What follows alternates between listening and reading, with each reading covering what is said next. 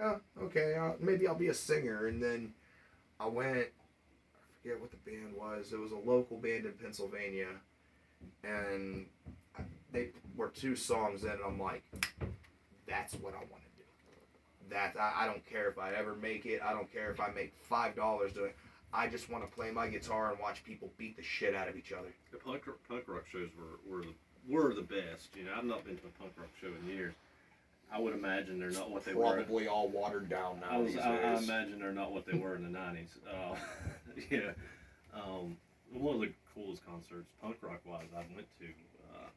I got to see the Ramones. I seen them at Lollapalooza. Something year, 1990 something. It was the same year that Metallica and Soundgarden were fighting over who was headlining. 94? Whatever year that was. Because Metallica also played Woodstock that year. Yeah, it feels like it was later than that, but it may be. That 94 may be right. or 96, it was one of those 2 years. I feel like it was probably 96. That sounds closer. But I saw the Ramones. It's the only time I got to see them, and they were just fantastic. And actually, Tim Armstrong from Rancid stage dived over me while the Ramones was playing. I love Rancid. I love anything Tim Armstrong does. Dude looks like he has a seizure when he's performing, but you know he's just dancing. He's having a good time. So, what kind of gear do you use, like with AKC as opposed to your? I mean, we've seen your in-home. Yeah. In-home is literally just my Laney. And a few guitars I have here,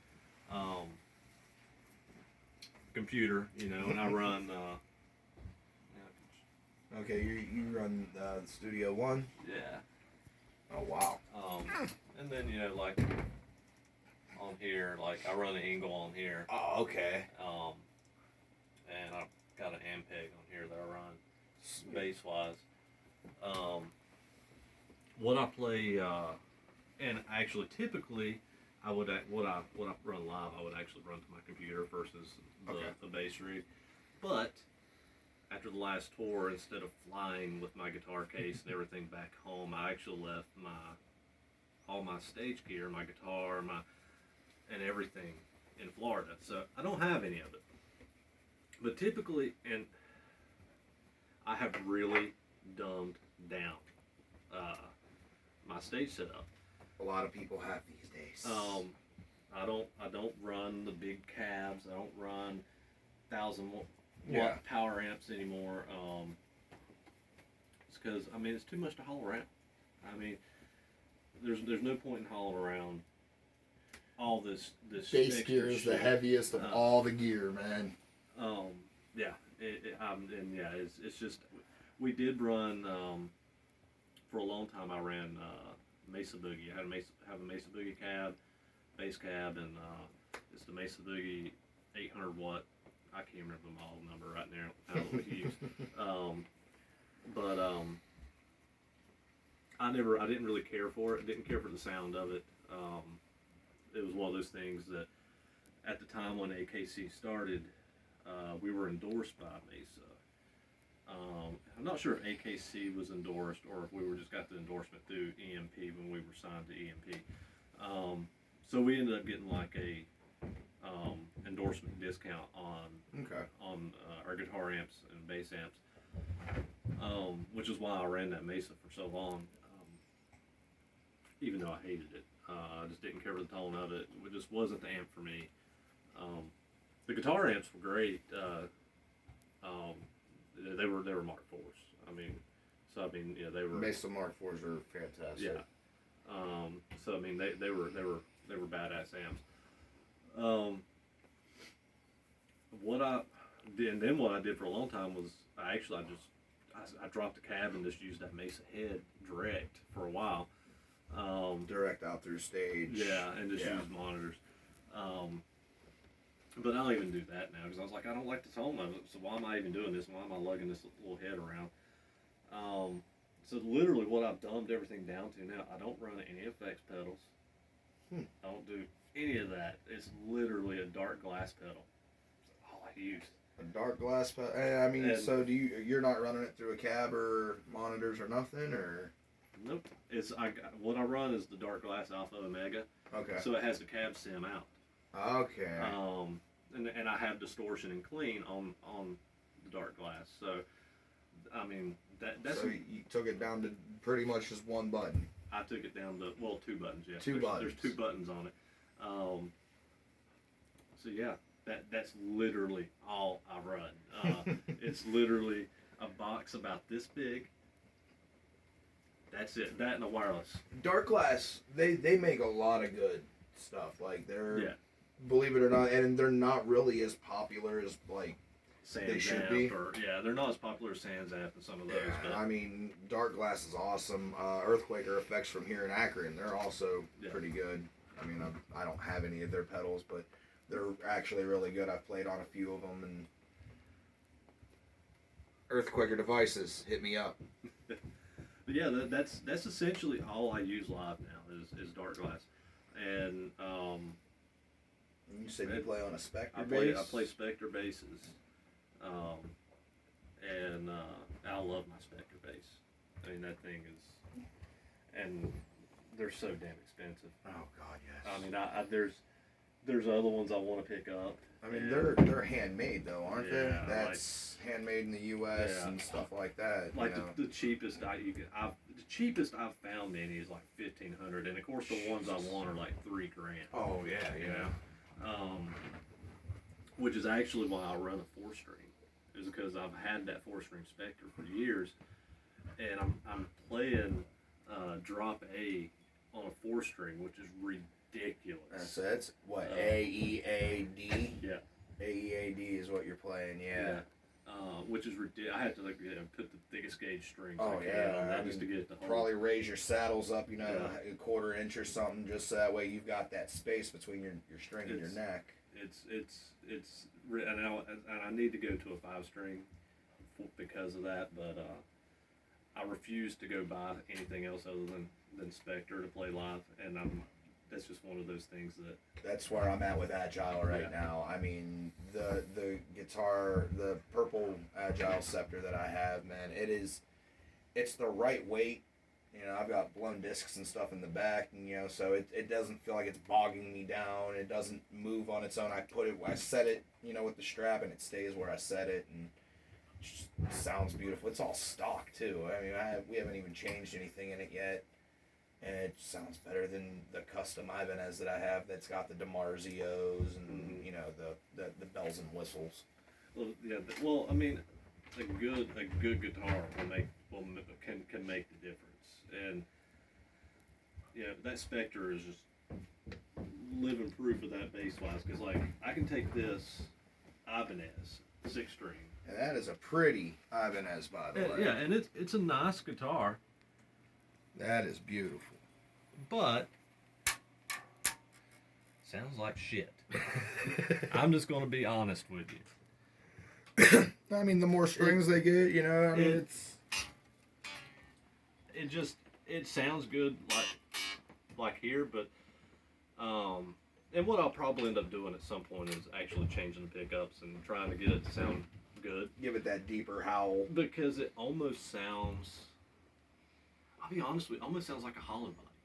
It sounds so reverby and hollow. Like it's got too much sustain, not enough wood to absorb it. Almost. Yeah, and it just sounds like shit when it's plugged in. Mm-hmm. It's not that even that it plays bad. I mean, it plays good, and like I said, you can. It seems like it has the 9-volt slot for the boost too, and and even with that in, and if it's not sounding peak, then honestly, and the boost on that guitar is so much that it muddies it even more. It kind of bottoms out, and it's just you try to dial the bass back. Well, then it's too thin. Look, people, when will you learn? We don't like tone knobs on the guitars. Volume knobs only. Fix the tone before we get them. Yeah. I've never known of a single person that likes to adjust the tone knobs. You see the problem with this? There's too many knobs. Right here. Too many knobs. You need a switch to switch your pickups. You need a volume for each pickup, and that's all you need. Yep. Les Paul switching, boys and girls. Um, I actually had an Ibanez. We gutted it and we redid it like that. Yeah. We turned the fan switch into a two-way switch that dropped between the pickups, and then turned the tone knob into a volume, and then each pickup had its own autonomous volume, and it was really nice. I ended up selling that guitar. Yeah, I got tired of it. I can plug that in to just a power amp in a cab with really nothing else, and it just sounds like shit, you know. And then I can take my Spectre and plug it into the same thing, and it just sounds fantastic. Ibanez, step your game up. And so I mean, and that's plugging in straight into a power amp with no EQ, no nothing. You're literally just Straight in. Yeah, straight in. So you're kind of getting the true sound of what they sound like. Yeah. And of what the guitar sounds like, and that's kind of, to me, that's kind of the telltale thing.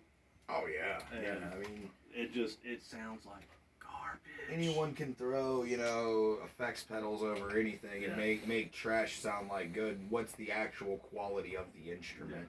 Yeah. I mean, anybody can make a shitty instrument sound good, but you gotta work at it. You gotta make it sound that way. You gotta get the noise gates and all that to take the extra hisses out. And that Spectre is just a whole nother animal, and worth every penny ever put into that guitar.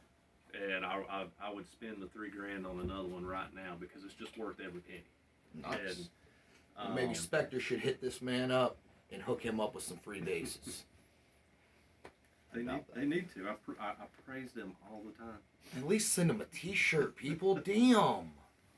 He works hard. This man likes his clothes. But yeah, that's basically it. Yeah, and I run a wireless. I run an old beat-up Shure wireless. Are you sure? Yeah. I just picked up a Line 6 wireless unit. It's one of their really good ones. I managed to find it on the marketplace for like $100. Yeah. This thing, I run all around my house, grab cigarettes and stuff while I'm playing, and it's amazing. I love that wireless unit. I will say this. I ran a Line 6 wireless for a couple of years, and I loved it. Same thing, kind of like you're saying. The range on it was great. Mm-hmm. The clarity between it was good. I didn't really have a lot of signal problems with it or anything. And it's got the multiple channels and all that to switch out. But durability of that transmitter sucks. Wrap it in a condom is what I've been hearing the guys from Slipknot say, an unlubricated condom. I literally played it one night on tour, took it off, it worked, put it in my guitar case, pulled it out the next day, and the transmitter stopped working, just overnight. That scares me. And I know it was a transmitter because our guitarist at the time, you had the same one, so I used his transmitter and hooked it to my receiver, and it worked fine. So I knew it wasn't a receiver. Luckily, I had an old Shure one, the backup that I had gotten a couple of years earlier, and that one I have literally threw it across the stage. It fell out of my pocket almost every night. See, I duct tape them to my straps so I don't, because I already broke the little metal tongue thing that goes on it. I went. Oh yeah, the little hook thing on my Shure one it's long gone, and the thing just keeps working, and and I just throw it in my back pocket. It takes a lick and keeps on ticking. So, yeah, the durability of the Shure one is just awesome. I'm actually probably going to change up to the USB charging ones.